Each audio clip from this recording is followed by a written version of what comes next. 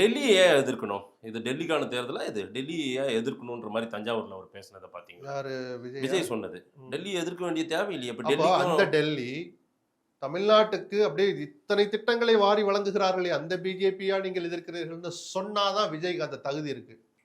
அப்ப எதுவுமே செய்யலைன்னு ஒரு விமர்சனம் இருக்கிற போது, கேட்கறதையும் கொடுக்க மாட்டீங்க, கொடுக்க வேண்டியதையும் கொடுக்க மாட்டீங்கன்னு ஒரு நிஜமான உண்மை இருக்கிற போது, அந்த பிஜேபி தமிழ்நாடு சட்டமன்ற தேர்தலில் என்டிஏ என்கிற பெயரில் அதிமுக தோளில் அமர்ந்து கொண்டு வர்ற போது அந்த பிஜேபியை கண்டுக்காதீங்க.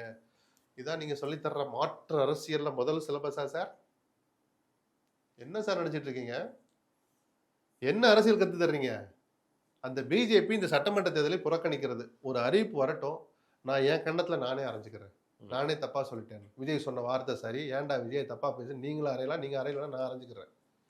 அவங்க சட்டமன்ற தேர்தலில் போட்டிடுவாங்க, அமைச்சர்களை நாங்க இடம் பெறுவோங்கிறாங்க. அந்த பிஜேபி ஏன் பேசுறேன்னு கேட்கிறேன்.